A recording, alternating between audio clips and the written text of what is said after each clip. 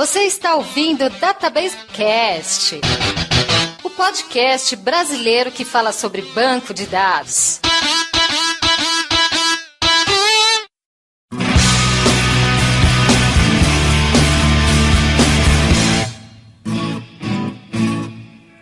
Olá pessoal, meu nome é Mauro Piquiliani e log de banco de dados não tem nada a ver com toras de madeira. Oi gente, aqui é o Wagner Crivellini, vamos falar de log e eu tenho a satisfação de apresentar para vocês o nosso convidado de hoje, Abraham Lincoln. Opa, e aí galera, aqui é Ricardo Rezende. Log, a gente vai começar a falar nesse Database Cast aqui. Você vê que as piadas são piores que as minhas. Os ouvintes vão concordar comigo. E aí pessoal, aqui é o Fabiano Amorim. Uma vez o professor de inglês chegou em casa e perguntou por que eu estava estudando sobre transporte de cargas. Na verdade era log shipping.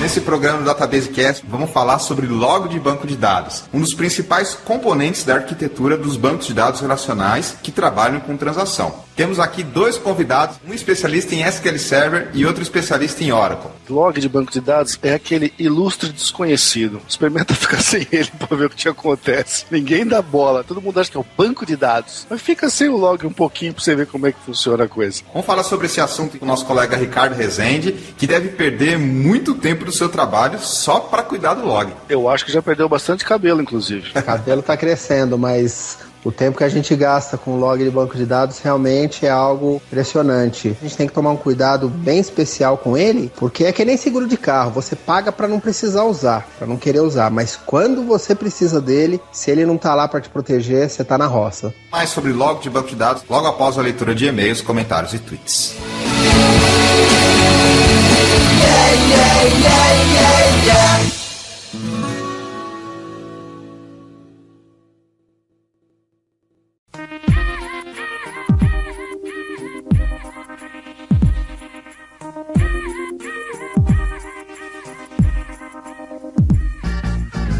Wagner, vamos para a leitura de e-mails, comentários e tweets em relação ao episódio anterior do Database Cast, episódio 45, que falou sobre raspagem de dados, um assunto muito interessante para programadores, ou seja, pessoas que trabalham com desenvolvimento web e também para DBAs. A grande maioria não conhecia, a quantidade de gente elogiando essa escolha foi muito grande. Dê uma olhada nos comentários, praticamente todo mundo gostou, ou seja, um índice de aceitação muito grande desse episódio para um assunto que é um pouco fora do dia a dia do DBA, mas que é importante conhecer. Talvez não para hoje, amanhã, mas com certeza para o futuro vai ser importante que o DBA, o pessoal que trabalha com banco de dados, tenha conhecimento disso. Falando em BI ou tomada de decisão, o negócio naturalmente vai voltar para o nosso lado de DBAs. Então a gente precisa aprender alguns truquezinhos aí, mesmo que não seja responsabilidade nossa criar os robôs que vão fazer a raspagem, mas a gente tem que entender do assunto. Então vamos lá para os comentários, Wagner. O que você separou em relação aos comentários do último programa? Então nós tivemos um bom número aí de comentários, foram 20 comentários esse mês, grande número de ouvintes elogiando a nossa escolha, elogiando o programa em si, como ficou o programa depois da edição, e agradecemos a galera, ainda bem que vocês gostaram, porque a gente sofre aqui, mas de vez em quando ouvir uns elogios é sempre bom. E eu separei aqui o primeiro comentário do Elton de Freitas, ele escreveu: parabéns Mauro Piquiliani e Wagner Crivellini, ótimo podcast. Há algum tempo estava procurando informações a respeito de raspagem de dados. Cheguei a fazer um pequeno projeto em que coletei dados de um PDF para fazer um ETL. Nessa época, cheguei a pesquisar sobre o assunto, foi até um projeto que virou um artigo na revista SQL Magazine. Enfim, o João Batista Oliveira, muito obrigado pelos esclarecimentos. Vou ser um frequentador do site Escola de Dados agora, porque agregou muito para mim. Esse site foi mencionado pelo João durante o programa e os links estão aí na página do programa.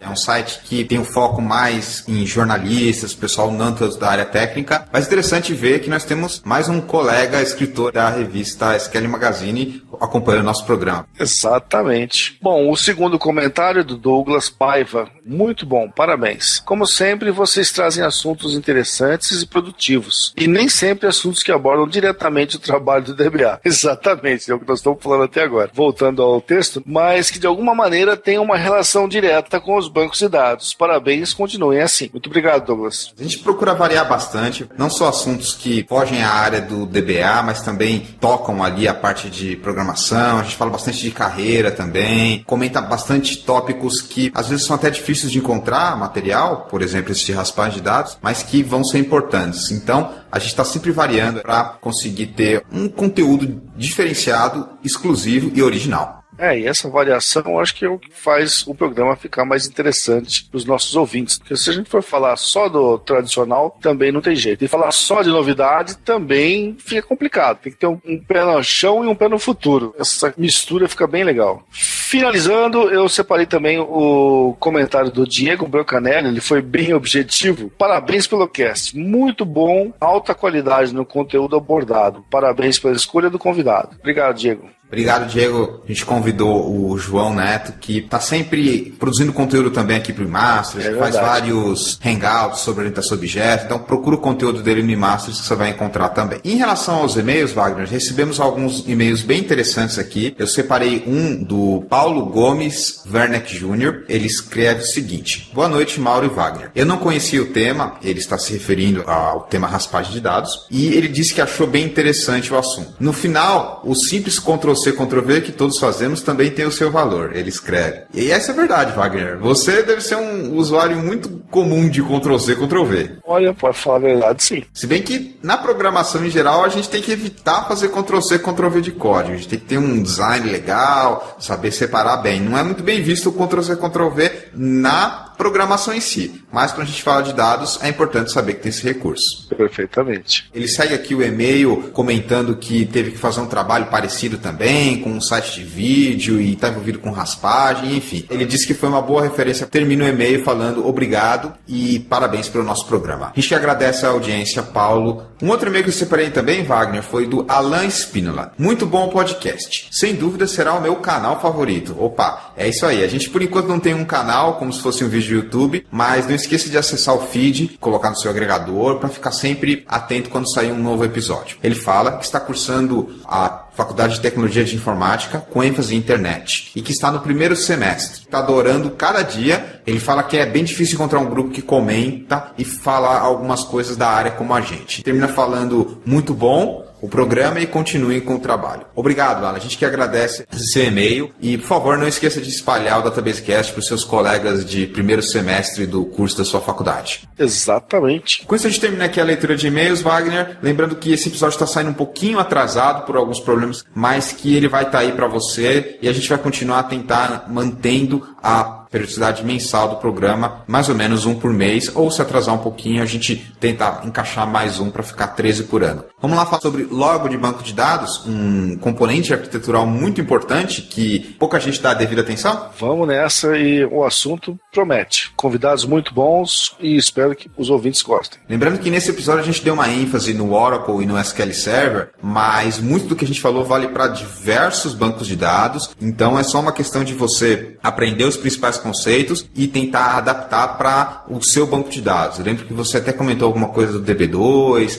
do mainframe, mas quem estiver usando outros bancos que não são assim, digamos, tão populares, por exemplo, pegar um Sybase, um Teradata ou um outro banco relacional não tão comum, tem esses conceitos, mas às vezes um pouco diferentes. Fiquem aí com esse programa sobre log de banco de dados que a gente gravou com o nosso colega Ricardo Rezende e também o Fabiano Amorim.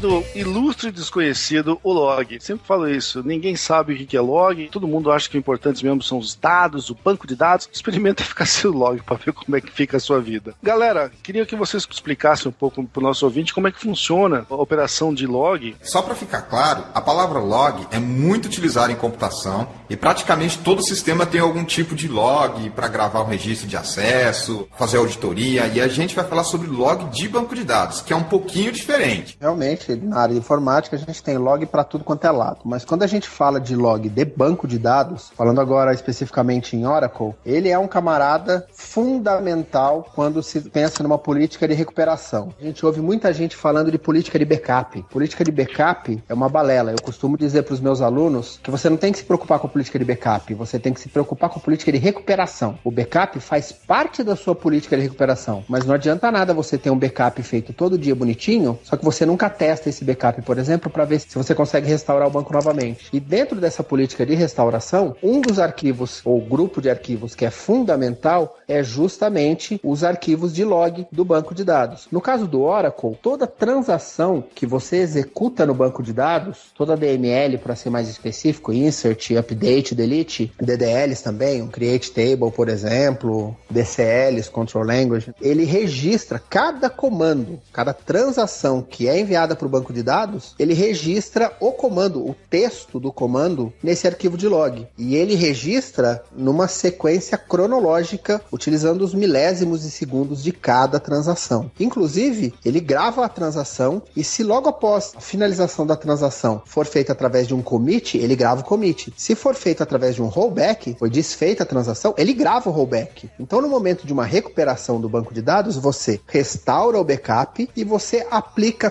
todos os logs que foram gerados desde o momento do backup, que o backup foi finalizado, até o momento da queda, ou até o momento em que você deseja recuperar esse banco. Então ele vai reexecutando todos os comandos que foram feitos que ele encontra nos logs do banco de dados. Inclusive, se ele achou a transação, ele vai executar a transação novamente. Aí se ele encontrar um rollback logo depois, ele vai desfazer a transação, exatamente como aconteceu. Então é fundamental que o backup dos arquivos de log também faz parte da sua política de restauração. Porque se você tiver apenas o backup do banco de dados, vamos supor, você terminou seu backup às 5 horas da manhã e você teve um desastre às 5 horas da tarde, sem os logs, você só consegue recuperar o banco até às 5 da manhã. Você vai perder 12 horas de transação no seu banco de dados. Então, tá aí a grande importância dos logs do banco de dados. E o Oracle funciona dessa forma. Essa é a maneira que ele faz com que você consiga recuperar exatamente tudo que aconteceu até o momento da falha, até o momento do famoso crash. Eu acredito que o conceito, no geral, de todos os bancos de dados é sempre o mesmo. É garantir que o tal do ACID funcione. Preciso garantir que uma transação e uma operação no meu banco de dados, ela seja garantida pela atomicidade, consistência, isolamento e durabilidade. Esse é um conceito em ciência de computação e funciona lá para mais ou menos caracterizar como é que funciona um banco de dados, uma transação em um banco de dados. E isso funciona, imagino eu, no Oracle, no SQL, na maioria dos grandes bancos de dados. O conceito e a ideia é, primeiro, o que eu gravei de fato vai estar gravado depois que um outro usuário tentar ler, e uma operação que eu estou alterando, outra pessoa não pode alterar no mesmo tempo que eu. E aí o log de transação, assim como para o processo de restore, faz muito sentido e é bem utilizado. No SQL Server, sempre quando você grava alguma coisa ou inserir um cliente novo, o SQL sempre insere primeiro no arquivo de log, e aí esse controle de transação, de quem que vai poder inserir nesse mesmo lugar, quem que vai alterar, se estiver alguém alterando, eu posso ou não posso ler, ou eu posso alterar ou não, se essa operação, ela tá lá, operação suja, se ainda não é suja, é o log que é responsável por gerenciar isso tudo. E aí depois, é claro, tem todo um controle para quando você precisar fazer um restore de uma determinada informação, no caso de um crash, você consiga fazer o restore num determinado ponto do tempo específico antes do seu problema, por exemplo. Resumindo, o conceito eu acredito que é o mesmo, é garantir que a informação vai estar lá de verdade e garantir isolamento, durabilidade, que o dado vai estar consistente. É o papel do log. Tudo que eu escrevo no banco vai pro log. Por isso que ele é muito importante.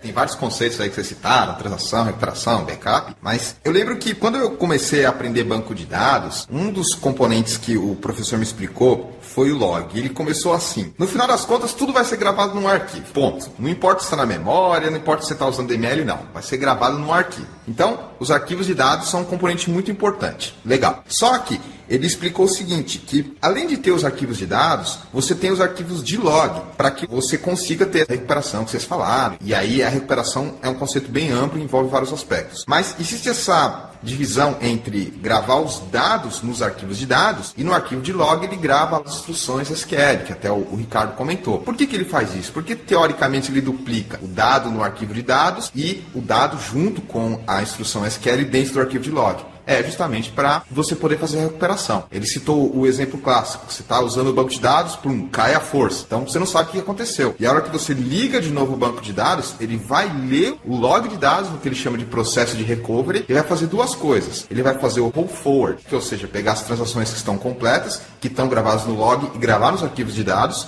se já não estiver lá. E outra coisa que ele vai fazer, o rollback, é desfazer o dado incompleto que estava lá no arquivo de dados. Então, essa é a dinâmica entre o arquivo de dados e o log. É fazer essa brincadeira de estar gravando o dado. Foi como eu aprendi. É por aí mesmo. O único detalhe é que, pelo menos falando em Oracle, nos arquivos de log, em nenhum momento são gravados dados. São gravados apenas comandos. Textual mesmo. Insert, into, table, lá. É exatamente isso que vai para o arquivo de log do Oracle. Os dados sempre vão para os arquivos de dados. Nos data files, no caso do Oracle. Nos arquivos de log vão só textos. Por isso que um arquivo de log de, por exemplo, 100 megabytes, hoje em dia 100 megabytes não é nada, mas um arquivo de log de 100 megabytes tem muita transação mesmo. E se você fosse colocar os dados também no arquivo de log, você, nesses mesmos 100 megabytes, você colocaria muito menos transações. No SQL, os dados vão também para o arquivo de log, sim. Então, no caso que você falou de 100 megabytes, é raro ver um arquivo de log no SQL de 100 megabytes, porque depende, claro, do nível de recuperação, blá blá blá, mas se eu estiver gravando tudo com um recovery model full e eu gravar 100 mega de dados,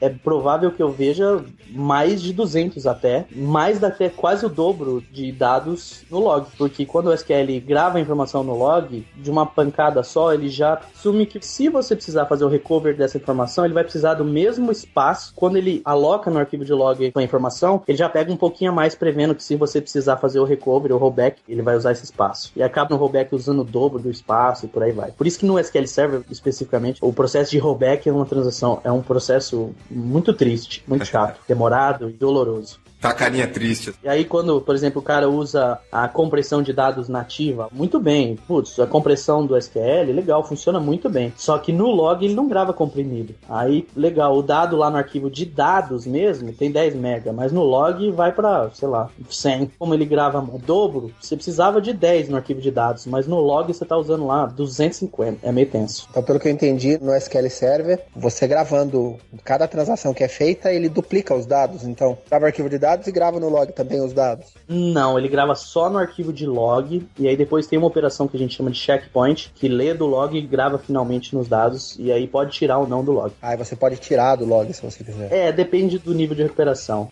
2 comentários. O primeiro é, você falou aí, caiu a força aí, você não sabe por quê. Muito provavelmente a gente descobre por quê. A gente vai descobrir que no final das contas foi o estagiário que chutou a tomada lá do servidor. Wagner, foi assim que você aprendeu também? Como funciona um log de banco de dados? Mais ou menos. Log é qualquer controle de histórico de alguma coisa, a gente acaba chamando de log. No caso do banco de dados, isso tem mais ou menos o mesmo conceito, porque na verdade você está gravando a sequência, o histórico de transações que aconteceram no banco. E aí, como falou Fabiano, ele realmente grava os dados também, e isso é até uma estratégia que eu acho muito interessante no SQL Server, porque para aumentar a velocidade de gravação de dados, primeiro ele taca no log, e depois ele se preocupa de escrever de verdade nos data files. Isso é um esquema bacana, porque aí você ganhou também em performance. Uma vez que está escrito em algum lugar, garantimos que não vão perder. Aí vamos tratar a próxima transação, enquanto que a escrita de fato no arquivo de dados vai ser feita em background, e aí ganhamos velocidade para inserir essa massa de dados. Eu acho isso um recurso muito bacana da estratégia de log da Microsoft.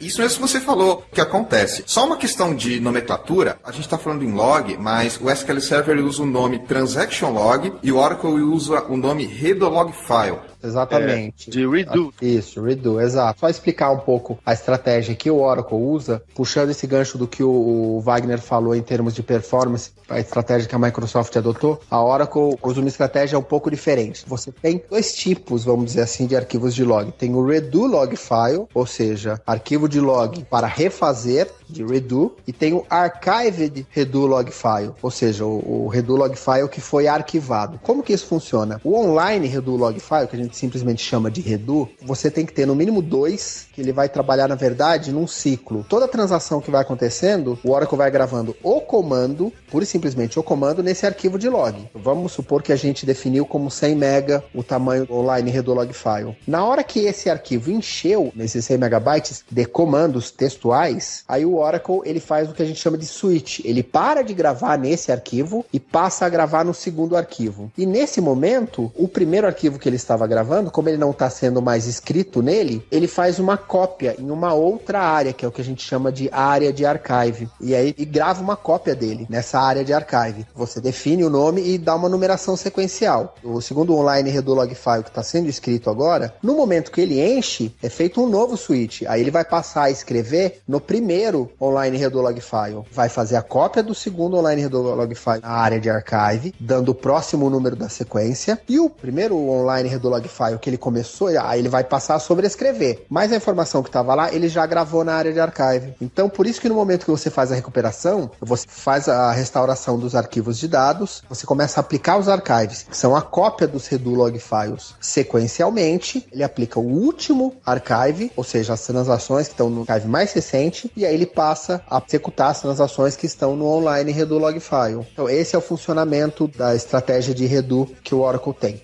Essa estratégia que você descreveu é exatamente igual ao que a gente chama de log circular no DB2. Exatamente, o DB2 usa a mesma estratégia. Como que ele faz para ganhar em performance? Quando é executada uma transação no banco de dados, o Oracle ele não trabalha em disco. A gente sabe que você trabalhar com disco, você escrever em disco é algo muito custoso. Em termos de performance, é a pior coisa que pode acontecer. Então, para que a transação aconteça o mais rápido possível, o que o Oracle faz? Os dados que foram gerados pela transação, ele grava em memória, ele não grava em disco, e ele pega o texto da transação que gerou esses dados e grava em redo log file e libera a sua transação. Você deu commit, ele grava o commit no online redo log e libera a transação para você. Commit complete. Ponto. Só que esses dados efetivamente não estão em disco, estão em memória. Aí, mas espera aí, e se o estagiário chutar a tomada e cair o servidor? Os dados que estão na memória se perdem. Não foi gravado em disco. Então, na hora que você faz a recuperação, os dados não estão em disco, mas você tem a transação no online redo log file. Então, ele refaz a transação. Independente ele dizer para você que o commit foi feito com sucesso e os dados não estarem em disco, em um determinado momento, um outro processo em segundo plano, que se chama DB Writer, ele vai passar e vai ver todos os dados que estão em memória, e aí de uma vez só ele grava em disco, e aí passa o checkpoint para fazer a consistência, coisa e tal. Mas ele não perde tempo gravando em disco, ele grava só o texto em redo log file. Que é o processo de roll forward. Você tem o rollback e esse é o roll forward. Exatamente. Você faz o roll forward na recuperação do banco. Em relação ao restore, é bem parecido. Tem as operações de redo, que é o que vocês estão chamando de roll forward, e tem a operação lá de undo, que é o que a gente chama de rollback. Mesma coisa. A fase lá de redo, vou ler os dados, vou gravando, aplicando no arquivo para deixar ele numa forma, pode ser inconsistente, se eu não tiver uma transação comitada lá, por exemplo. E aí, por fim, a fase de undo vai lá e faz o rollback de algumas transações que não foram, dessas transações que possivelmente não foram comitadas ainda, e deixa o banco disponível numa forma consistente para os usuários. Então, basicamente é parecido. Internamente, do jeito que o Ricardo explicou, que ele vai gravando isso em outras porções, ou mesmo que grave em memória, bem diferente no SQL. Ele não faz isso. É mais simplista as operações de recovery, tudo baseado no arquivo mesmo.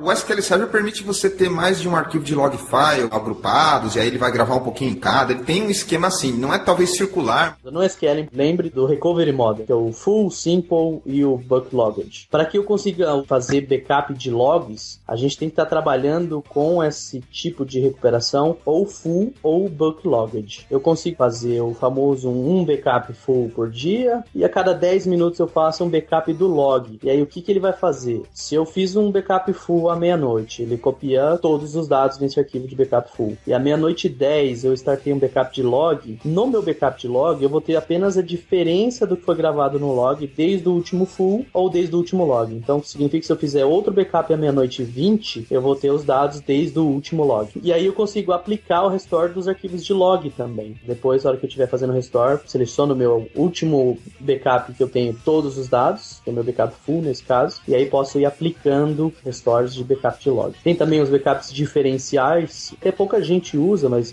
precisamos lembrar que mesmo no Recovery Model Simple, que grava menos informação no log, eu não vou entrar muito em detalhes agora em relação à diferença entre eles, mas quando você tiver em Simple, ainda dá para fazer backup diferencial, que é parecido com o de log, mas a diferença é que eu tenho tudo desde o último full. É uma estratégia que há de se pensar, claro, de novo, como foi comentado no início, a gente precisa trabalhar não na solução de backup, mas na solução de restore. Então, quando estiver falando sobre como que eu preciso restaurar, qual o downtime que eu posso ter, qual não posso, que tipo de perda eu posso ter, a gente vai acabar definindo depois que tipo de recovery model a gente vai acabar utilizando. Outra observação importante que muita gente confunde é que o recovery model bulk logged não significa que ele vai gravar apenas operações de bulk insert e de carga massiva de inserção de dados. A diferença é que ele não vai gravar essas informações, ok? Então, full bulk logged simple, bulk logged diferença para o full é que o bulk logged ele grava algumas, mas não tão detalhados quanto o full. Eu tinha acabado de comentar sobre um lado bom da estratégia de log da Microsoft, agora eu vou falar um lado ruim, que eu sempre sinto falta disso. No SQL Server, se você não faz backup do log, não existe backup. Você não tem como aplicar um log. Num DB2 da vida, tal, não sei se o Oracle faz a mesma coisa, se não me engano, se chama Recovery Point in Time. O Ricardo estava comentando que o arquivo é sequencial. Você lotou um arquivo, vai para outro, você definiu o tamanho que cada arquivo vai ter, e assim ele vai criando o arquivo sequencialmente. Esse arquivo de log, por si, já é aplicável. Você não precisa fazer backup de coisa nenhuma. Então, qualquer momento, pifou a tua máquina, pega o último backup full e aplica os logs que está resolvido. No SQL ainda tem essa bagaça que eu tenho que fazer o backup do log, senão eu tô na mão. Na verdade, assim, se você tiver o arquivo de log, tá bom, já resolve. Você consegue fazer o backup dele e restaurar. Mas, de qualquer forma, você vai ter que fazer o backup primeiro, isso é verdade. Isso me leva a uma questão que muita gente acaba confundindo quando se fala de log, que é o seguinte: o log, e a gente está falando aqui dos arquivos de transaction log, o header log file, ou o archiver log file do Oracle, eles são internos do banco de dados, então não quer dizer que você vai manipulá-los. O máximo que você pode fazer é uma configuração de propriedades, ou uma alocação, ou mesmo um backup. Mas isso não quer dizer que você vai abrir ele e ver os dados. Até acho que tem algumas ferramentas que permitem fazer isso, mas isso é uma prática não recomendada. Tanto é que o adequado é que você tenha uma estratégia que faça o backup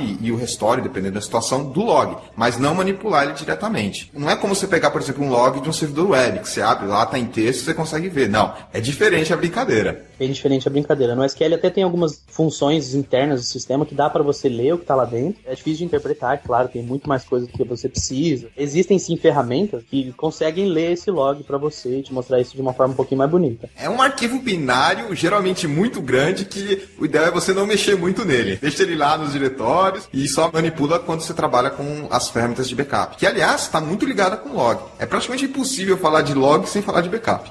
Log está intimamente ligado com o backup, mas no caso do Oracle existe um utilitário que se chama Log Miner. O Oracle Log Miner é um utilitário da própria Oracle justamente para você minerar os arquivos de log, ou seja, você consegue vasculhar as informações que estão no arquivo de log e você consegue recuperar informações do banco de dados através dessa mineração nos arquivos de log. Eu já vi pessoas falarem que essa ferramenta é a dos desesperados. O galera que se joga no chão e grita, não tem mais o que fazer, vai olhar o Log Miner. Na verdade, essa é a ferramenta que você vai conseguir ganhar aumento porque o seu gerente está desesperado e você tem ela na manga e fala, não, pode deixar que eu resolvo.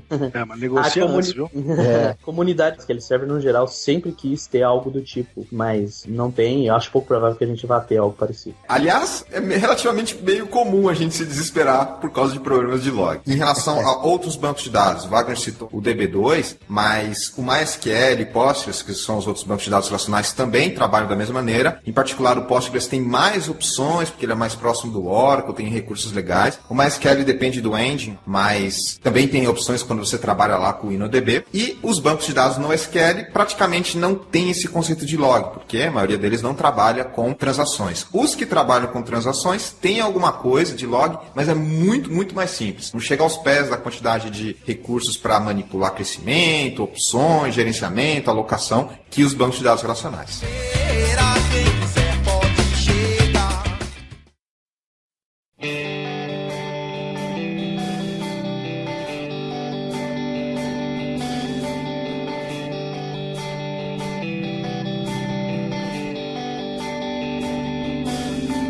Trabalhar com um log de banco de dados não é uma coisa simples. É uma das tarefas mais comuns do DBA e, como a gente já citou, envolve backup, envolve gerenciamento, envolve uma série de coisas. Então a gente vai falar um pouco sobre as melhores práticas para ajudar quem tem que lidar com isso no dia a dia. Toda semana eu recebo um e-mail com gente com problema de log. Quase sempre é problema de crescimento demasiado sem controle. Vamos falar das melhores práticas sobre isso, sobre controlar tamanho e crescimento de log. Vou comentar sobre uma característica interessante que a gente conseguiu implementar aqui na empresa onde eu estou trabalhando atualmente. Nós conseguimos convencer a nossa gerência a permitir que a gente usasse discos SSD. E o que nós fizemos? Para o caso do SQL Server, quem que é o cara que precisa ser muito rápido? Como eu falei no começo, é o próprio log. Primeiro escreve no log para depois escrever nos arquivos de dados. Então nós estamos fazendo uma experiência e tacamos bases de produção com log sendo escrito em arquivos SSD, enquanto os arquivos de dados continuam nos discos normais. Estamos observando aí uns ganhos interessantes com essa estratégia. Como é que você fez o crescimento, Wagner? Você fez o que todo mundo faz, deixando o autocrescimento em percentual, ou você faz o que todo mundo deve fazer e ninguém faz, que é colocar um tamanho fixo? Esse é o negócio interessante. Essas escalas também eu discuto muito, eu estou fazendo um estudo atualmente nos momentos que me sobra tempo, mas uma coisa é fato, lá o pessoal já adotou a estratégia de que bases de produção tem o log com incrementos em tamanho fixo e arquivo de dados aí sim pode crescer em percentual. Já é uma melhoria. Agora, quanto crescer esse incremento fixo é outra coisa que a gente precisaria discutir também. A gente está falando de algo muito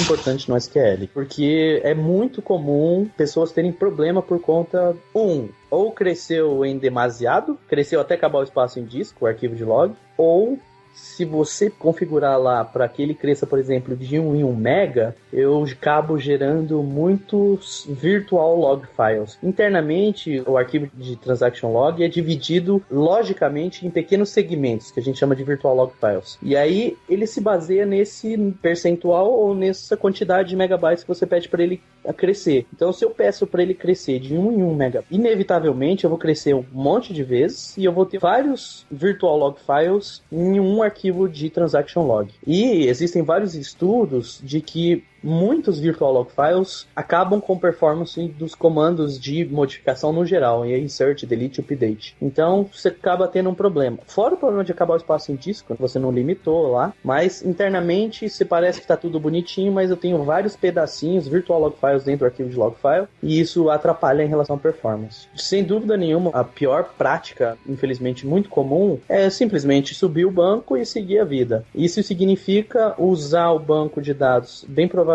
depende lá do model, mas provavelmente vai estar lá com recovery model full, ou seja, ele está logando tudo sempre, e aí você faz um backup full, se fizer. Como você não faz o backup de log, o arquivo de log mantém tudo que está sendo escrito no seu banco de dados para sempre, até com que você faça um backup de log. É bem provável que esse arquivo fique muito grande e que você tenha problema. Quando que o SQL limpa o arquivo de log? Quando você faz um backup de log. Então, se você na sua estratégia de backup não tem um backup de log, esse arquivo vai crescer inevitavelmente e vai acabar com o espaço em disco. Esse é um ponto bem importante. Para ajudar quem está nos ouvindo e já teve esse tipo de problema, que é muito comum, eu queria fornecer uma analogia. Quando você trabalha com o log de banco de dados, você tem que lidar com ele como se fosse o tanque de gasolina do seu carro. Você sempre tem que saber o quanto tem lá. Só que no caso do tanque de gasolina, você tem que saber o quanto tem para que você não fique parado no meio da rua. Agora, no banco de dados é o contrário. Você tem que saber o quanto está usado para saber se ele não vai estourar o espaço em disco. Então, você tem que estar sempre ciente disso. Tem várias ferramentas de monitoria e é uma coisa que o DBA tem que saber como é que tá. Porque senão ele pode ser pego numa situação como a gente comentou, o log ocupou todo o espaço em disco, não consegue mais crescer, ninguém grava mais no banco de dados, o sistema para de funcionar, e aí vai ser dor de cabeça para o DBA. Vai, sem dúvida. E a gente está considerando o pior cenário, eu acho, que acabou o espaço em disco. Se você tivesse pelo menos especificado lá no arquivo de log que o máximo do arquivo de log é de X gigabytes, pelo menos você garante que não vai acabar o espaço em disco. Vai acabar o espaço no arquivo de log, e o SQL vai começar a gritar falando, eu não tenho mais espaço, ai meu Deus, mas pelo menos não vai acabar o espaço em disco. Não vai ser tão ruim assim. Essa é uma outra maneira de ver também, de analisar a situação, ou seja, tomar cuidado com o tamanho do arquivo e o quanto dele está cheio e o quanto ainda tem sobrando de espaço em disco. É uma coisa que o DBA tem que estar sempre ciente. Ricardo, eu queria pegar sua opinião em relação a esse aspecto aspecto do Oracle, porque, como você comentou, não tem essa questão de autocrescimento. Nos Redolog Files e nos archives de Redolog Files, a grande preocupação que o DBA tem que ter é com relação ao espaço em disco, não necessariamente no crescimento do arquivo, porque os arquivos eles sempre vão ficar num tamanho máximo. Por exemplo, 100 megabytes eu defino o tamanho do meu Redolog. Então ele vai gerar arquivos de 100 megabytes. Mas a somatória dos arquivos que estão na área de archive pode fazer com que o disco fique cheio. E o Oracle, como que ele funciona? O Oracle ele tem uma particularidade que é bem interessante. Quando você define alguma coisa, quando você pede para o Oracle fazer alguma coisa, ele vai fazer, custe o que custar. No caso desses arquivos de log, você definir o banco de dados para trabalhar em Archive Log Mode, que é o que a gente chama, ele tem os online Redolog Files, e a cada cycle que ele faz, na hora que ele encher o primeiro, ele passa a gravar no segundo, ele fazer essa cópia do primeiro em disco, é o que a gente chama de Archive Log Mode, é o que permite a recuperabilidade até o momento da falha. A boa prática, o que é? Você define o Archive Log Mode, trabalha em modo de arquivamento, e esses archives vão sendo gerados num determinado disco, e aí o que o Oracle vai fazer? Ele vai gravando os archives lá. Ele vai gerando os archives e vai gravando. Se por um acaso você não se preocupar em olhar e deixar encher essa área de archive, se tiver 100%, o Oracle não tiver como gravar um próximo archive, o que o Oracle faz? Ele pensa, bom, você definiu que é para trabalhar em modo de arquivamento, então você quer que eu garanta a recuperabilidade até o momento da falha. Eu não tenho espaço em disco para gravar um próximo archive. Se eu não gravar um próximo archive, ou seja, se eu não gravar as transações que foram executadas, se eu perder essas transações, eu não consigo recuperar o banco de dados até o momento da falha. Como você pediu para eu garantir que a recuperação seja feita até o momento da falha, então eu não trabalho mais. Ou seja, o banco de dados Oracle congela, você não consegue executar mais nenhuma transação. E aí o usuário, na hora que ele tentar fazer uma transação, ele vai receber um erro dizendo que a área de archive está cheia e que ele não vai trabalhar enquanto essa área não for liberada. Ele vira read only ou ele para até o select? Não, ele fica read only. Select você consegue fazer. Isso tem uma tendência de acontecer de madrugada impressionante.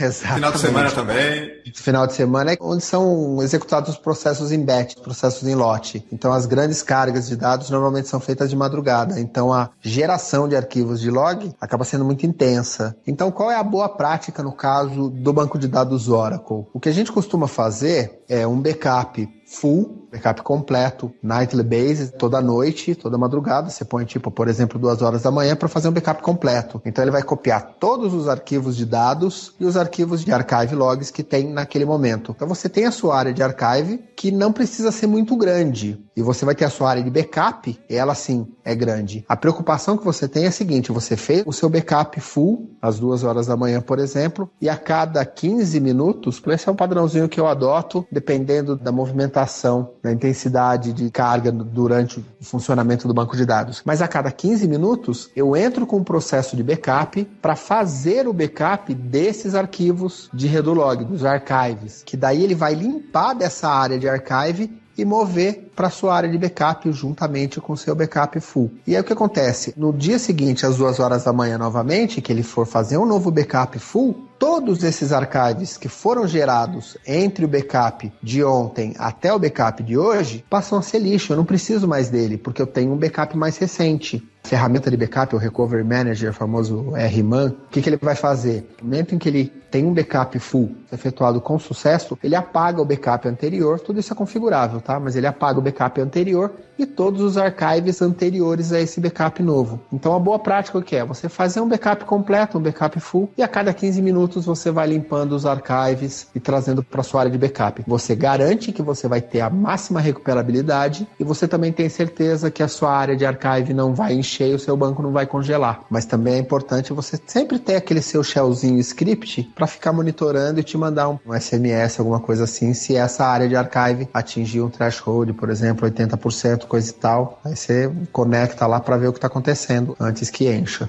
Monitoria tem que ser feita para você saber como é que está o estado do seu log. Além dessa monitoria, você também tem que estar muito ciente de certas operações especiais, como, por exemplo, uma importação em massa, um processo de expurgo, porque isso vai movimentar uma grande quantidade de dados que vai gerar um impacto no log. Sempre que ocorrer alguma operação especial, importação, ou expurgo, ou mesmo você tirar uma partição, ou às vezes até mudar algumas configurações de banco de dados, você vai ter que ter um cuidado especial aí com o seu log. Fabiano até comentou do Recovery Model do banco de dados da SQL Server, que você tem que ajustar aí dependendo da operação. Existem algumas recomendações de melhores práticas para essas situações especiais, que são situações onde você manipula grandes quantidades de dados. Uma importação em massa, um processo de expurgo, uma reindexação. Isso acaba afetando o Transaction Log ou o Header Log File do Oracle. Então, é preciso ter uma consciência disso e tomar alguns cuidados. Queria comentar duas dessas situações, especificamente falando sobre a movimentação massiva de dados dentro do arquivo de banco. Duas operações. Uma delas você comentou, a reindexação das tabelas, é um rebuild dos índices, e a segunda que é uma carga massiva de dados, é o famoso bulk insert. Bom, primeiro, uma operação de reindexação, de rebuild com opção lá, por exemplo, online no SQL, tentando evitar locks, é uma operação que significa que eu vou destruir a tabela e recriar ela inteirinha. Ou seja, se eu estou fazendo um rebuild de uma tabela de 20 GB aí, eu vou usar mais um bocado de log para poder fazer essa operação. Então eu vou demandar muita escrita no meu arquivo de log. Isso pode ser minimamente logado, dependendo do seu Recovery Model. O que é o minimamente logado? Quando a gente falou lá do Recovery Model Simple, significa que algumas operações eu não vou conseguir fazer quando eu precisar fazer um restore. Por outro lado, eu vou estar escrevendo menos no arquivo de log. Traduzindo, quando você estiver trabalhando com o Recovery Model Simple, você não consegue, por exemplo, fazer um que a gente chama de Point in Time Restore. Eu não consigo voltar para 2 horas e 34 minutos e 0,1 segundos e tantos milissegundos naquele ponto específico do tempo. Por quê? Porque o SQL Server passa a gravar menos informação no arquivo de log para você ter performance. Então tem uma má prática até que eu considero que o pessoal faz. Eu rodo o rebuild durante a noite. Então o que eu faço? Veja bem, eu estou trabalhando como full, e aí eu faço um backup full, faço os backups de log bonitinho, e aí quando eu vou rodar minha rotina de desfragmentação, eu troco o Recovery Model para Simple, rodo o rebuild e depois volto para full. O que você fez? Quando você trocou de full para simple, você perdeu o que a gente chama de log sequence number, o LSN chain, ele perde, ele muda. Então, se possivelmente você precisar de um arquivo desses backups de log no meio do tempo, aí você vai ter problema, não vai conseguir voltar do jeito que você gostaria. Então, uma boa prática interessante é que, como eu disse que um rebuild é minimamente logado, quando você está trabalhando com o Recovery Model Bulk Loggage, ele mantém a cadeia, ou seja, trocar de full para simple quebra a cadeia de log, trocar de full para bulk loggage não quebra a cadeia de log e vira minimamente logado, porque a operação de rebuild é considerada como uma operação de bulk, é uma operação de carga massiva. E qual que é a dica? A dica é, vou fazer rebuild, quer que seja minimamente logado? Troca para bulk loggage, continua com a cadeia bonitinha, faz os backups de log, loga menos nos rebuilds, terminou o rebuild, volta para full. Essa é uma das boas práticas que eu acho interessante. E a segunda é, de fato, usar o bulk loggage no dia a dia. Qual que é a diferença entre fazer um bulk insert, receber um arquivo texto lá, caiu na pastinha, eu tenho uma operação que lê o arquivo texto e imputa para dentro do banco de dados. Se o SQL tiver com o Recovery Model como full, ele vai logar linha a linha, tudo bonitinho, linha a linha que eu estou inserindo na tabela. Se eu precisar voltar num ponto específico do tempo, dessa operação de bulk loggage, eu vou conseguir voltar. Agora, se ele tiver como bulk loggage, o SQL, ao invés de gravar no log linha a linha de tudo que está acontecendo, ele grava muito menos informação. Na verdade, ele grava apenas informações de quais extents essa operação que você está fazendo mudou, o que é muito menos do que linha a linha. Então, o que você perde? Você perde a operação de restore in time, mas apenas dessas operações de bulk insert. Por isso que a gente fala que o bulk loggage grava menos informação de operações de bulk insert. Não é que ele não grava, ele grava, mas ele grava menos. Para essas operações, você já não conseguia fazer um restore num ponto do tempo. Você consegue usar essa opção, só que essa operação de bulk insert que você fez, ela vai ser descartada. Ele não vai conseguir voltar ela num tempo específico. Ou volta tudo ou não volta nada. Legal saber essas boas práticas e recomendações para essas situações mais específicas. Ricardo, tem algumas recomendações aí para o Oracle nessas situações de importação em massa, rebuild de índices ou expurgo? Uma coisa que eu tenho percebido nos últimos anos é que essa carreira de DBA, a quantidade de DBAs no mercado, na verdade agora DBA é que nem mosquito, tem tudo quanto é lugar. Eu pensei que você ia falar que é que nem mosquito, que você dá um tapão e ele fica quieto. Fica quieto. Eu achei que você ia falar que usa aquela raquetinha elétrica e se sente feliz quando mata. Seria bom. Ou senão fica chupando o sangue dos outros.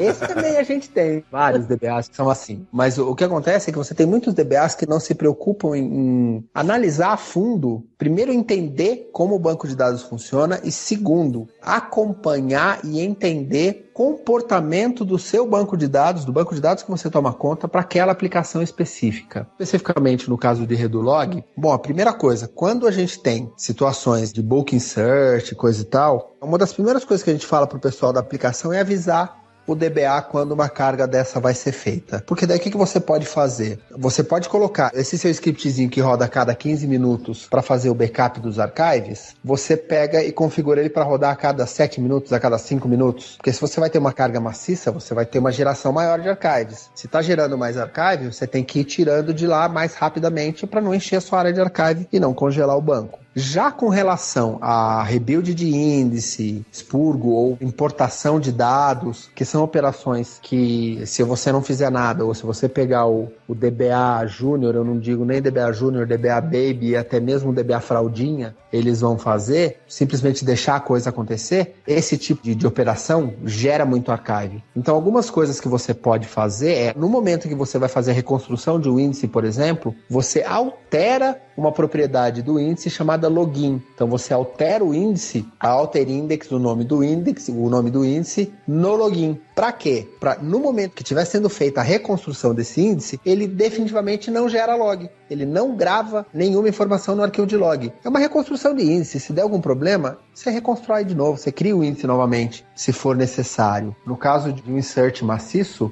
de carga de dados, novamente você precisa conhecer o comportamento da aplicação, você precisa conhecer o processo. Normalmente são arquivos que você recebe e que vão ser carregados no banco de dados. Ou um import que vai ser feito. Você usa um datapump, por exemplo, para você importar um esquema que veio de outro banco no seu banco de dados. Você também pode definir para que essa sua carga maciça de dados seja feita com uma opção de Direct Pass. Ele não passa nem pela memória, ele faz uma gravação direto em disco. Então, os arquivos de log também não vão ser gravados. Você não vai ter geração de absolutamente nada de arquivos de Redulog. Para deixar uma nota triste, essa é mais uma coisa que a gente gostaria de ter no SQL. Eu não quero logar, ponto. Não tem. A hora que eu consigo. São certas situações. Se eu vou reconstruir um índice, deu pau, eu crio o índice de novo se eu precisar, se eu perder aquele índice, eu reconstruo novamente. E se é uma carga de dados, normalmente eu tenho a fonte dos dados. Pois é, importa o arquivo de novo. Se der algum problema na carga, eu desfaço tudo e importo o arquivo de novo. Então não existe a necessidade de eu gerar arquivos de log durante esse processo. Puxando uma outra boa prática, quando a gente fala em tuning, a gente fazer o ajuste fino, como eu falei no Oracle, ele é circular. Ele vai gravar no primeiro arquivo de log online, na hora que encheu ele grava no próximo. Eu tenho que ter no mínimo 2 para poder fazer esse circular. Só que eu tenho um outro problema que o DBA precisa prestar atenção. O comportamento da sua aplicação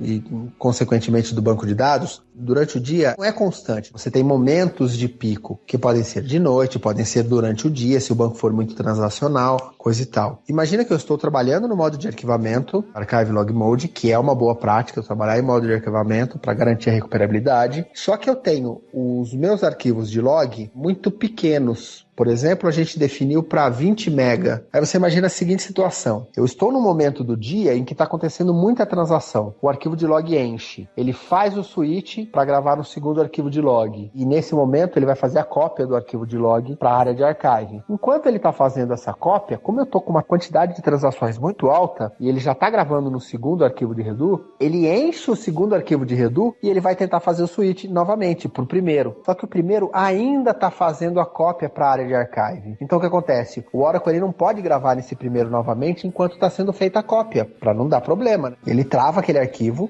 e não deixa gravar. Termina de fazer a cópia e começa a gravar novamente. E aí ele vai começar a fazer a cópia do segundo arquivo de Redulog. Enche o primeiro e faz o switch pro segundo de novo. Entendeu? O cachorro correndo atrás do rabo. Nesse momento, eu percebo que eu tenho contenções. O meu banco para, porque ele não consegue gravar no arquivo de log, porque está sendo feita a cópia. Isso acontece porque o pessoal não segue a boa prática de ter mais de 2 arquivos. Exatamente. Eu geralmente vejo 4, 6. Ok, o mínimo é 2, mas 2 não é bom. Aí vai a boa prática. Então, primeiro, o banco precisa de no mínimo 2. Mas o comum é você ver 3. Eu tenho alguns bancos de dados que eu suporto que são 6. Então você tem tempo para ele fazendo o switch e sendo feita a cópia para a área de archive. E uma outra boa prática também, dependendo da quantidade de transações que acontecem, você vê 20 mega, de repente é muito pouco. Você pode aumentar o tamanho. No Oracle ele não permite você aumentar. Você pode criar um novo, maior. Você cria um novo com 100 mega e exclui aquele com 20 mega. Até você ter de novo os 3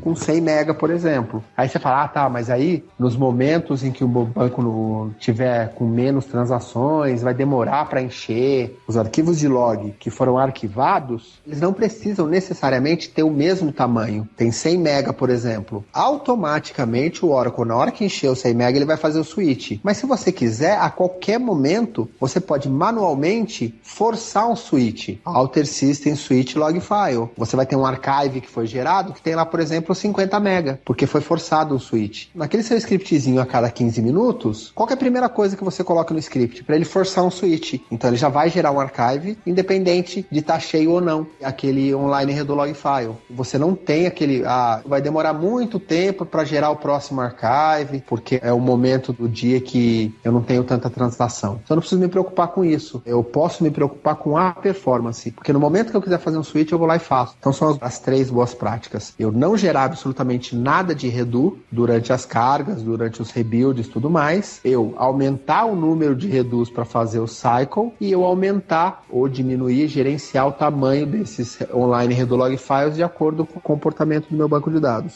Alguns aspectos que eu vi no log descritos aí pelo Ricardo eram equivalentes no DB2. A gente usava umas técnicas muito semelhantes. Então você tinha o log circular, como ele descreveu, e também tinha um log que eu chamei de point in time, que é o log sequencial. Ele vai crescendo à medida que é necessário. Você define o tamanho de cada arquivo e vai. Só uma coisa importante é que agora no SQL 2014, para ficar a dica para o pessoal dar uma lida sobre isso, estudar, funcionalidade de delay durability. Então a ideia vai continuar com a garantia da transação, da durabilidade da transação, a consistência, blá blá blá, mas é ter performance nas operações de escrita no log. Então, para alguns processos eu posso falar, escreve de forma assíncrona, eu quero performance. E aí o SQL consegue, por trás dos panos, te dar um pouco mais de performance para alguns processos. Então, vale a pena estudar. SQL 2014. Tem um monte de opção em termos de log, tanto para gerenciamento, quanto para controlar log, fazer essas questões de assíncrono, trocar o arquivo, no caso do Oracle, mas também é legal você saber que tem certas coisas que não é muito bom mexer. Por exemplo, eu não recomendo muito mexer em tempos de checkpoint, coisas assim muito internas, eu acho que não é muito legal. Talvez numa situação muito específica, mas pro dia a dia eu acho que não é legal. Então, tem coisas que você tem que monitorar, tem coisas que você tem que saber o que está acontecendo no seu banco e tem coisas que você não deve mexer. Acho que isso meio que resume as principais categorias de boas práticas. Meu professor que me ensinou várias coisas, ele já falava, definitivamente, ninguém almoça de graça. Então qualquer coisa que você vai inventar de mexer, algum preço você vai pagar. Então tem que tomar muito cuidado, tem que estudar para você ter certeza onde você está mexendo. E o problema de fazer esse tipo de alteração muito interna é garantir que essa alteração que você fez vai valer para sempre. Então você tem que sempre ficar de olho para ver se ainda está valendo a pena ou tem que voltar ao normal.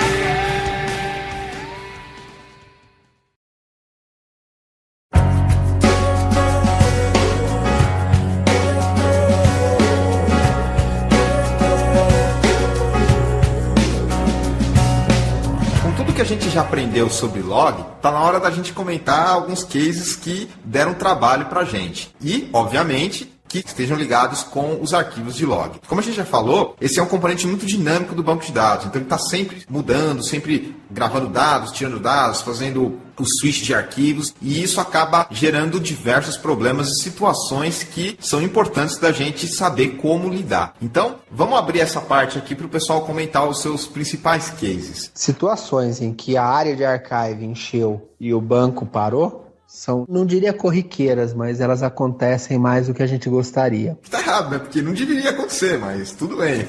Não devia, mas normalmente acontece nos bancos de dados cujo DBA primário é um DBA mais júnior. É aquilo que eu te falei, DBA agora é mosquito, tem em tudo quanto é lugar, né? O pessoal não dá efetivamente a devida importância. Eu tive um caso, nós tivemos um problema que a senha do usuário Oracle do sistema operacional expirou, então a cron tab parou de rodar. O script que a gente tinha que rodava a cada 15 minutos para limpar a área de archive não estava rodando. Aí a área de archive foi enchendo e a nossa ferramenta de monitoramento não mandou um alerta para o DBA primário dizendo que estava enchendo. E aí aconteceu de encher e o banco congelou. A gente recebeu um SMS e fomos correndo atrás, aí descobrimos o que estava acontecendo. Primeira coisa, entramos, limpamos. A partir do momento que você limpou, o banco de dados já volta a trabalhar, ele já tem espaço para gravar. Então ele já voltou a trabalhar, aí a gente foi atrás para descobrir o que estava acontecendo, o porquê que encheu a área de archive. Aparentemente uma coisa que não tinha nada a ver, que era a senha do usuário do sistema operacional. E a gente foi investigar, será que travou essa senha essa madrugada e acabou enchendo a área de archive pelo comportamento do banco, muita transação, coisa e tal? Não, aí a gente descobriu que fazia 3 dias que a senha do usuário tinha expirado. Então já fazia 3 dias que não estava rodando. Ou seja, não tinha parado antes porque não tinha tanta transação assim no banco de dados. Aí o que você faz? Você vai lá e dá um tapa na orelha do DBA, que é o primário daquela aplicação. Poxa, 3 dias? Faz 3 dias então que você não entra no seu banco de dados para ver o que está acontecendo? Isso, infelizmente, é uma coisa que acontece com uma frequência maior do que a gente gostaria. É um problema que inicialmente não tem nada a ver com o log, mas o sintoma que você vê é problema de log. A causa pode ser outra coisa, mas acaba caindo no log, que é muito comum. Exatamente, sem dúvida. Por isso que é sempre culpa do banco de dados, né, cara? Exatamente. Acaba espanando no banco, mas a gente não tinha nada a ver com o problema. Vou contar do case clássico. Quem nunca? Vou rodar um delete. E aí o cara vai apagar, por exemplo, os dados de 3 anos da tabela de pedidos. E aí ele escreve lá, delete pedidos, where a data for, sei lá, menor do que, tudo que for menor do que hoje, menos 3 anos. E aí ele deixa o delete rodando. Acontece 2 problemas. Primeiro, o delete não acaba nunca. Tá rodando lá faz 1 hora, ainda não acabou. E segundo, ele começa a gerar um mundaréu de lock. Por quê? O SQL tem lá um controle que ele escala de lock por linha para lock na tabela. O que significa? Eu tô lá pagando uma linha. Beleza, eu vou pegar o lock só nessa linha. Que agora, como eu já paguei ela, né, ninguém pode mais mexer nessa linha. Eu tô com lock exclusivo nela. Aí eu paguei outra e por aí vai. Quando o SQL passa de um número X, se eu não me engano, 5.000 linhas, alguma coisa desse tipo, 5.000 locks por linha, ele falou, opa, eu tô gastando assim muita memória guardando essa informação de lock por linha, então o que eu vou fazer? Eu vou dar um lock na tabela logo de vez. E aí o SQL escala e dá um lock na tabela. Usuários que estavam tentando acessar a tabela para ler informações que não tem nada a ver com o que você está pagando, já não conseguem mais acessar. Então, o primeiro sintoma é que você começa a gerar um monte de lock. É o delete da ostentação? Gera um monte de lock, gera um monte de log. Exatamente, delete da ostentação. Gera lock. Você comentou agora, os outros usuários estão tentando ler essa tabela, não conseguem ler por causa do lock, inclusive select, consegue ler? Por padrão, cara, a minha resposta é não conseguem ler. A não ser que eles leiam com nível de isolamento uncommitted ou que eles estejam utilizando o que tem no Oracle, que eu sei, que é o controle de versionamento, é o que a gente chama de Snapshot Isolation Level. Então, por padrão, hoje, se eu pegar um SQL até 2014, criar um banco, blá blá blá, e fazer isso que eu fiz, vai dar lock nos outros usuários. Vai. Não faça o delete da ostentação, por favor. No Oracle, se você gerar um lock na tabela, ninguém mais consegue fazer nenhuma DML, não consegue fazer insert, update e delete, mas consegue fazer select normalmente. Não trava, não. Pois é, não, no SQL vai travar, tá? A não ser que você esteja usando o Snapshot Isolation Level, que é uma super boa prática e por aí vai. Mas beleza, gerei o lock. Mas até aí tudo bem. Então o que vai acontecer? Vamos começar a ligar e falar, tá parado o ambiente, então para esse delete que você estava rodando. E aí o que o cara faz? Ele vai lá e clica no botãozinho stop do delete que ele estava rodando. E aí o que vai acontecer? Ele vai clicar no stop e vai aparecer lá embaixo no Management Studio cancelando. E vai ficar cancelando eternamente. Vai ficar lá por 1 hora fazendo o quê? Fazendo rollback. Dá stop, stop, stop e não para. Depois de ter clicado 1000 vezes no stop e não parar, aí que ele faz? Ele fecha a query. Que ele digita SP rule, ele vê que a sessão tá aberta ainda, que ela não morreu. E o status dela tá rollback. Não contente, ele vai lá e tenta dar um kill nessa sessão. Ele vai dar um kill, o kill vai falar pra ele, beleza, eu vou matar, mas eu só vou matar a hora que eu terminar o rollback. Mas como tá parado o ambiente de produção, o que o cara faz? Ele vai lá e dá um stop no serviço do SQL. A sequência de péssimas práticas. Isso, ele dá um stop no serviço do SQL. Depois, quando ele dá um stop no serviço do SQL, ele fala, agora eu matei esse lazarento. E sobe a instância de novo, e o banco sobe como? Em recover. Recover mode, lógico. É, lógico. Cara, não tem jeito, ele tem que voltar numa versão consistente, aí ele tem que fazer o rollback, não tem conversa. As tabelas que eles estavam conseguindo acessar, pelo menos das outras, eles estavam conseguindo acessar, porque o banco estava acessível. Sai dali e vai direto para RH. Cara, entra em contato com a gente, cara, o que eu faço? E aí ele fala que ele fez exatamente esses passos que eu citei. A nossa recomendação é, espera acabar o rollback. Não tem jeito, não tem choro. Eu até aguardo com você na linha aqui, se quiser. Eu fico contando piada pra você. Eu recomendo usar a técnica do sit and cry, que é a única coisa que resta pra ele. Senta e chora, filho. Você não tem mais nada que fazer. Se o cara fala, o delete tava rodando fazia 28 horas. Esse rollback vai demorar alguns dias pra acabar. Então não posso esperar alguns dias. Tem algumas marretas, e eu vou colocar o link no post do Paul Randall falando sobre isso. A técnica é mais ou menos a seguinte. Você cria um novo banco de dados, ok? Com o mesmo nome, com o mesmo nome de arquivo, na mesma pasta e para a instância. Aí substitui os arquivos, cola por cima do arquivo de log o arquivo novo que você criou do banco novo, e aí tenta voltar, e vê se volta, torce, dá 2 pulinhos, 3, e vê se volta, e se ele volta sem log. Ou tenta desatachar o banco e atachar sem o arquivo de log, ver se o PSQL aguenta. Assim, dá, mas é super arriscado, não suportado, então... É o famoso gambiware. A gente é da área de informática, não faz gambiarra, faz gambiware. Gambiware. Bom, se o Paul Randall falou, quem sou eu pra discutir, meu filho? Esse cara é papo. Exatamente. É o cara que escreveu. Então, assim, em alguns cenários funcionam, claro. Por isso que ele escreveu sobre isso no blog dele. Mas não é fácil. Se você chegar nesse nível, é porque foi uma sequência de erros aí mesmo. Primeiro, rodar um delete que ia apagar uma massa muito grande de dados, em um escopo só de transação, que lembrem-se, se é um delete de uma linha, isso significa begin, delete, commit. Então, por isso que quando eu dou um stop no meio do caminho, ele começa a fazer um rollback, porque isso é uma transação. A boa prática é crie transações pequenas, de tamanhos pequenos. Ao invés de apagar de 1 milhão em 1 milhão, apaga de 1000 em 1000. Vai demorar mais? Vai, mas pelo menos você não vai ter problema. Ricardo, isso pode acontecer no Oracle também. Sim, também acontece, sim. O delete da ostentação aí afeta todo mundo. Afeta.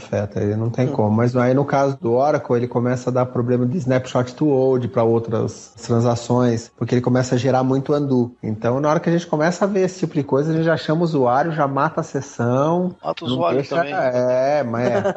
Não, o usuário a gente dá uma surra de gato morto até o gato miar, entendeu? Pô, essa eu gostei. Wagner, você tem algum case aí que você gostaria de comentar que envolva o log? Eu não ia falar case, eu ia falar uma constatação, jovem. Geralmente DBA odeia log por um motivo muito simples. Quando você tá de plantão, negão, naquela madrugada gostosa, friozinho, dormindo bem... Tomando uísque. Não, já passou da hora de tomar uísque, você tá dormindo. Se tocar o seu celular, sabe o que vai ser? Wagner, tem um problema aqui no log, não sei do que. Puta, eu quero a morte, cara. Alguém inventou alguma babaquice pra ser rodado num horário que não devia. E fudeu tudo. Tá dando alerta que tá em 85% de uso do log. Eu falei, amigo, esse log aí é desse banco, eu conheço, ele é grande. Tudo bem, se passar de 90 você me chama. Ou se passar de 93, sei lá. Cara, é um transtorno. Você quer dormir, aquele treco toca por qualquer bobeira. Então, geralmente é log. Então, mas aí eu vou ter que discordar em um ponto com você. DBA, ele não tem raiva de log, na verdade, porque o log ajuda o DBA pra caramba. Né? Sem o log... Sem o log, você tá na roça.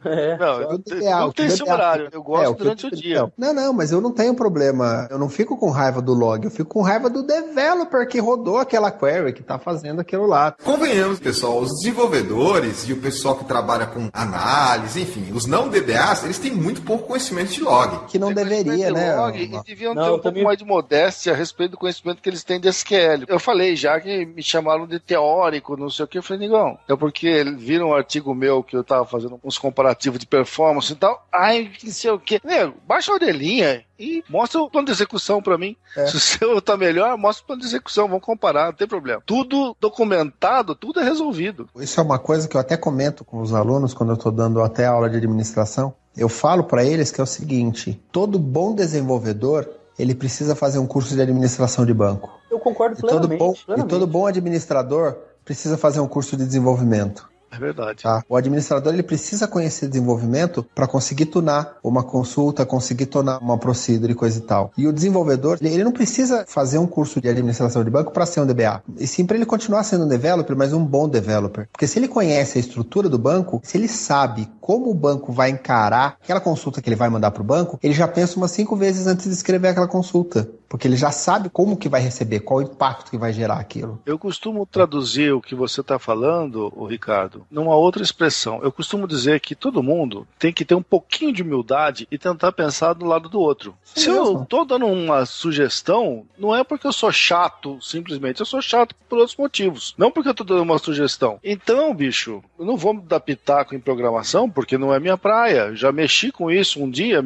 mas hoje não sei mais. E o que eu tô fazendo são sugestões pra melhorar e ser bom pra todo mundo. Agora, tem uns neguinhos correndo na barriga por aí que eu vou dizer pra você, hein? Tem um monte de implicação que envolve o banco de dados quando você trabalha com ele. Então, o simples fato de você mandar um SQL vai gerar uma implicação, que pode ser no log, pode ser numa estrutura de memória, pode ser num arquivo, pode ser num disco, e pelo menos ter a noção que essa implicação é importante, vale a pena para o conhecimento do desenvolvedor. Só o fato dele lembrar, dele ficar na cabeça, aquela expressãozinha que eu falei lá no início, que ninguém almoça de graça, ele já vai pensar 2 vezes. Bom, peraí, qual o preço que vai ser pago para eu executar essa consulta desse jeito? Quem vai pagar esse preço? Aonde que vai estar esse custo? A gente está falando de executar a consulta, mas vindo para o mundo do log também. Se o desenvolvedor sabe que ele precisa importar esse arquivo de uma forma muito rápida, conhecer que existe uma opção que faz com que grave menos informação no log, para ele é super importante, cara. Então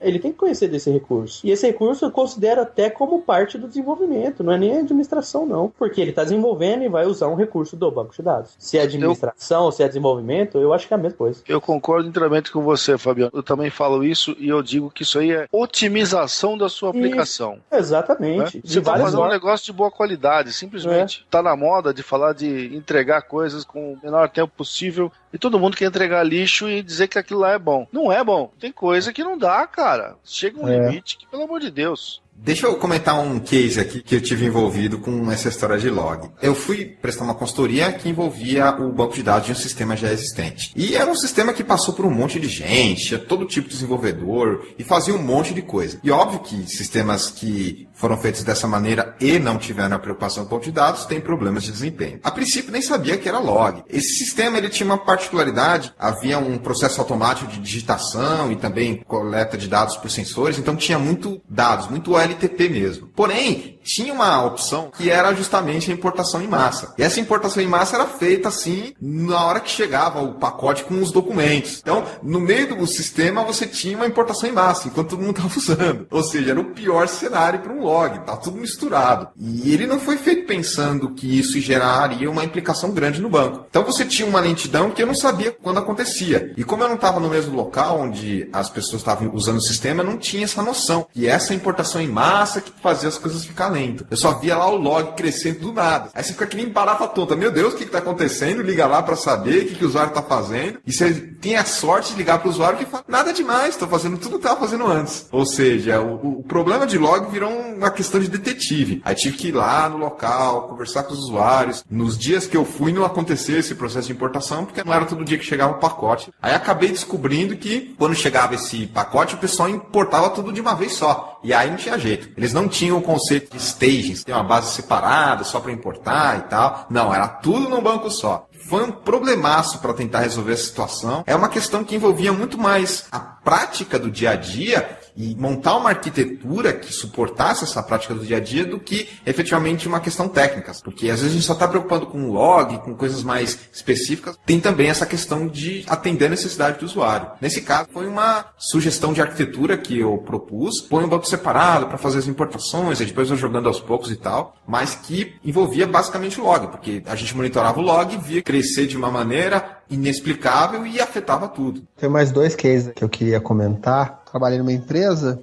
a gente saiu, foi embora, 6 horas da tarde, desligamos os computadores e fomos embora. No dia seguinte, 8 horas da manhã, o pessoal começou a trabalhar, os analistas vieram falar comigo que uma determinada tabela, uma das tabelas mais importantes do banco de dados, estava zerada, simplesmente zerada. Que jeito legal de começar o dia. É, bacana. Pelo menos não era uma segunda-feira, era uma quarta. Começamos a investigar e a gente descobriu que houve uma invasão no sistema durante a madrugada, uma invasão no banco de dados, e foi intencional. Fizeram um delete. No final das contas, a gente até meio que descobriu quem foi. Esse daí foi o delete da maldade. Tinha o delete da ostentação e esse é o delete da maldade. Esse é o da maldade, exatamente. Não era nem um truncate, um delete mesmo. Não, era um delete mesmo. O cara é mal intencionado, mas é burro. Se fosse esperto, fazia um truncate. E pra dar mais trabalho. Mas não, fez um delete. E aí o pessoal começou a se desesperar, porque não ia ter muito o que fazer. Ia ter que voltar backup. É um banco grande, e para voltar o backup desse banco, não tinha como voltar o backup só da tabela. Teria que voltar o backup do banco inteiro para fazer um export só da tabela para recuperar só essa tabela. E eu costumava fazer pelo menos uma vez por mês numa máquina de teste, fazer uma restauração do banco para verificar se estava voltando tudo certinho. E a gente sabia que esse banco ele demorava em média 5 horas para restaurar. Então o gerente já começou a ficar desesperado e aí eu lembrei do nosso amigo Logminer. Falei, bom, vamos ver o que o cara fez, vamos tentar descobrir. Fui analisando, aí comecei a minerar, efetivamente, a vasculhar os arquivos de log,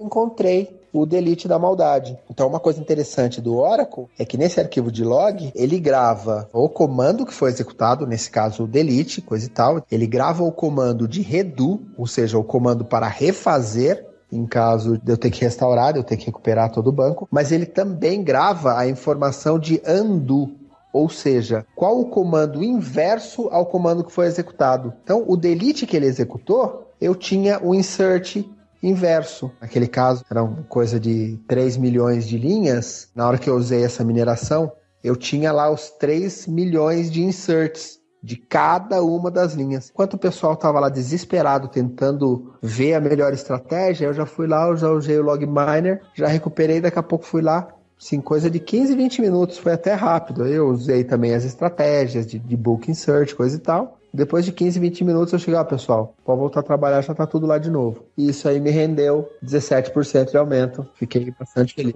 Legal. Parabéns. No caso, você conseguiu fazer isso porque ainda não tinha sido feito aquele log switch, ou seja, ainda não tinha sobrescrito o arquivo de redolog. Quando você usa o Logminer, você consegue minerar tanto o arquivo de log online, o online redolog, quanto os archive redolog files. Cada 15 minutos entrava e gerava um novo archive, o backup limpava. Eu restaurei os archives, então eu tinha todos os archives daquela noite e eu minerei os archives até achar o comando. Tem um case bem parecido com esse. Rodou o comando e a gente precisava dar um jeito de voltar. Importante citar, se tivesse lá do modo de recuperação simple, eu não teria como voltar porque eu não tenho informação no log. Na verdade, ele até tem até o checkpoint. No checkpoint ele trunca e joga isso pro limbo. Isso é meio comum. A gente fica com essa ideia de que a gente consegue ter a lixeira para um banco de dados, mas não é bem assim. Até dá pra fazer algumas coisas, mas fazer que nem a lixeira, que é tirar e voltar, é meio complicado. Nesse caso específico, ele tava no modo full e a mesma coisa. Eu tinha os arquivos de backup de log, então eu consegui subir num aplicativozinho bem interessante que chama Apex SQL. Quer dizer, na verdade, Apex SQL é a empresa que criou. O aplicativo chama Apex SQL Log. É um aplicativo pago, claro, mas o conceito é bem parecido com o que você citou agora. Eu consigo abrir o arquivo de log, tenho lá, por exemplo, um comando de delete e ele já me mostra um comando de insert para inserir de volta os dados que o delete gerou. Não que isso tenha no arquivo de log, mas o aplicativo gera esse comando. Então foi simples assim, foi só o fato de abrir o arquivo de log, achar qual comando que foi executado e copiar o comando de insert e executar no banco. Então fica a dica desse aplicativo que eu acho, assim, fenomenal. Pode salvar ou ser responsável por dar aumentos aí, como se fosse o seu caso. Chama Apex SQL Log, bem legal. No caso do Oracle, a vantagem é o seguinte, esse utilitário, o Logminer,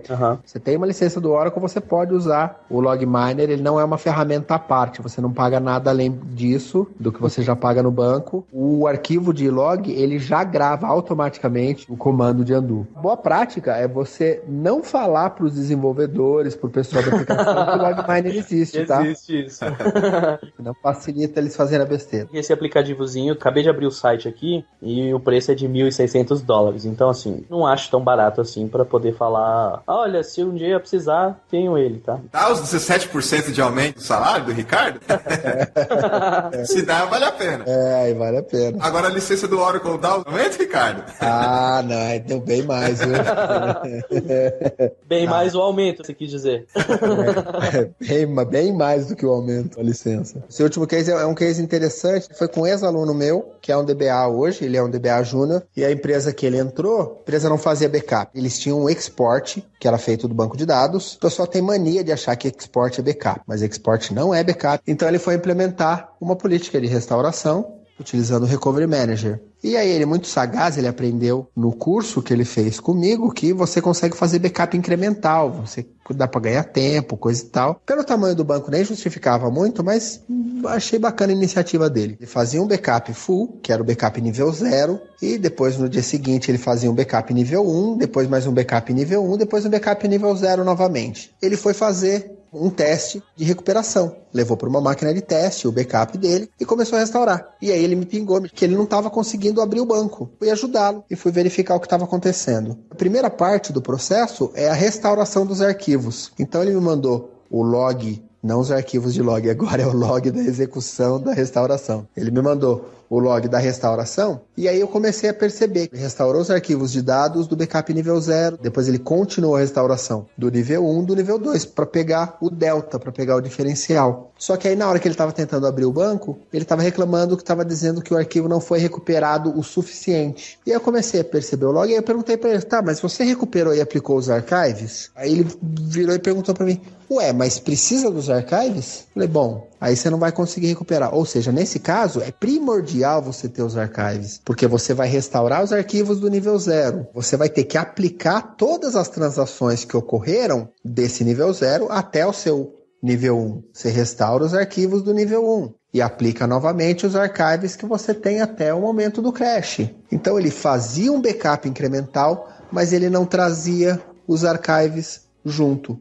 Ou seja, sit and cry, senta e chora, você não vai recuperar. Essas questões de backup estão diretamente ligadas ao log, como a gente já falou. Tenha noção que se você vai fazer uma estratégia de recovery, você tem que levar em consideração o log. Assim como nas suas tarefas periódicas de backup, tem que considerar o log também. É primordial. Agora que a gente já falou bastante sobre cases, logs, backups e problemas de educação, desenvolvedores, etc., vamos para as nossas considerações finais. A sensação que eu tenho é que depois de ter falado sobre o assunto de logs de banco de dados, me parece que falta tanta coisa que a gente podia ter falado também, cara, porque o assunto é muito vasto, interligado com tudo, né? Você vê, nós falamos aqui que ele está interligado com a política de backup de todos os softwares que nós mencionamos também que no SQL Server, por exemplo, ele está relacionado à rapidez de processamento de inserção de dados e updates e qualquer DML que falamos. Então, tudo acaba se cruzando aí e usando os danados dos logs. E eu recomendo todo mundo que trabalha com TI, seja em